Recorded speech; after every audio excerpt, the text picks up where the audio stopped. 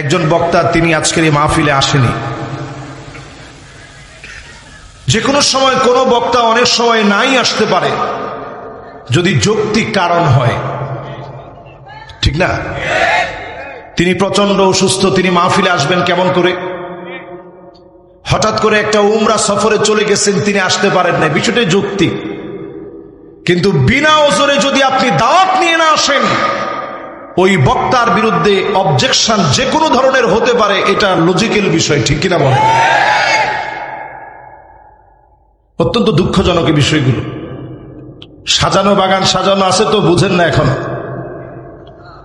মানুষ বাংলাদেশকে অনেক রকম কথা বলে বাংলাদেশ নিয়ে, অনেকেই মনে করে এই দেশের মানুষ ভালো না। আমি তো মনে করি আল্লাহর জমিনের যদি কোনো ভালো মানুষ থেকে থাকে, আমার বাংলাদেশের ভিতরে সবচেয়ে ভালো মানুষ এই দেশে আছে।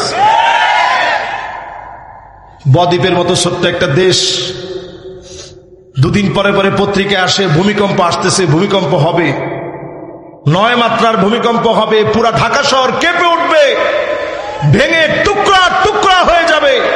তারপরেও ভূমিকম্প হয় না, কারণ এই জমিনটারে আল্লাহ ভালোবাসে, ঠিক কিনা বলে? করোনা আসে, করোনা সারা দুনিয়াকে তটস্থ করে ফেলে। হজের কার্যক্রম পর্যন্ত সীমিত আকারে করা হয়, গোটা দুনিয়া স্তব্ধ হয়ে যায়, নিবিড় হয়ে যায়, নিস্তব্ধ হয়ে যায়।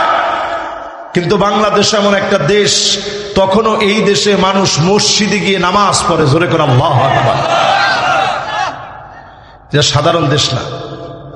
আমার রসুলকে নিয়ে যদি কেউ বাজে কোনো কথা বলে, এদেশের মানুষ নামাজ না পড়লেও জীবন দেওয়ার জন্য মিছিলে আগে গিয়ে দাঁড়ায় যায়, ঠিক কিনা বলে?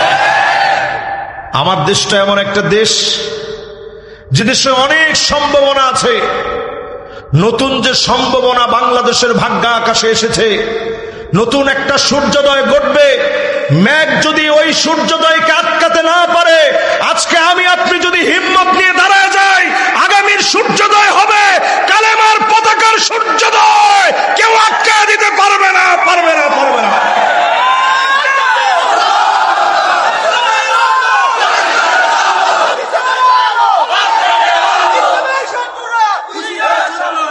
ইসলামের শত্রু তৈরি হয় কখন?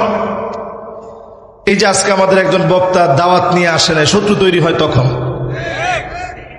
আমার মনে খুব ক্ষোভ এই সমস্ত জিনিস দেখলে। আমাদের বক্তাদেরকে আপনারা যা দেন আর যে সম্মান করেন, আল্লাহর কসম করে বলি, আল্লাহ আপনার কসম, একটা রাতের জবাব যদি আল্লাহ পাক বক্তাকে জিজ্ঞাসা করে কি হক তুমি মাহফিলে গিয়ে আদায় করছো, আমার মনে হয় বাংলাদেশে যত বড় বক্তা আছে, জাস একটা রাতের জবাব আল্লাহর কাছে দিয়ে এক কদম সামনে যেতে পারবে না। এই যে আজকে খানা খাইতে বসছি, সবচেয়ে ভালো খাবারটা হুজুরে খাওয়াবে। গরুর গোশত আমি খাবো না, তারপরে জোর করে হুজুরে এক টুকরা হলেও নেন। সিনার গোশত এনেছি, হুজুর এক টুকরা হলেও নেন। এই যে মহব্বত করে খাওয়ালো, এত কিছু করলো, তারপরেও যদি আমরা না আসি, আমরা যদি একটু এখলাস দিয়ে কথাগুলা না বলি, কেমন করে আল্লাহর কাছে জবাব দিবে? আমার নিজের জবাবদিহিতার জন্য আজকের এই কথাগুলো বলা, ইহতেসাবের জন্য। আমার যে ভাই আসে নাই, আশরাফুল ইসলাম বিপ্লবী, এটা চরমভাবে আমার কাছে মনে হয়েছে, চরমভাবে এটা অন্যায় কাজ হয়েছে। মাহফিল যেখানে নিবেন, টাইমলি সেখানে যাবেন, এটাই মুসলমানের ওয়াদা, ঠিক কিনা বলে? সুতরাং আমি যুবকদের পক্ষ থেকে আপনাদের কাছে ক্ষমা চাচ্ছি। আমি নিজে বক্তা হয়ে দুঃখ প্রকাশ করছি। আল্লাহর আদালতে বহু আলেমকে দিয়ে জাহান্নামটা উদ্বোধন করা হবে। বহু আলেমের মাথা সেদিন নিচের দিকে দিয়ে দেওয়া হবে, পাগুলা উপরের দিকে চুলায় দেওয়া হবে।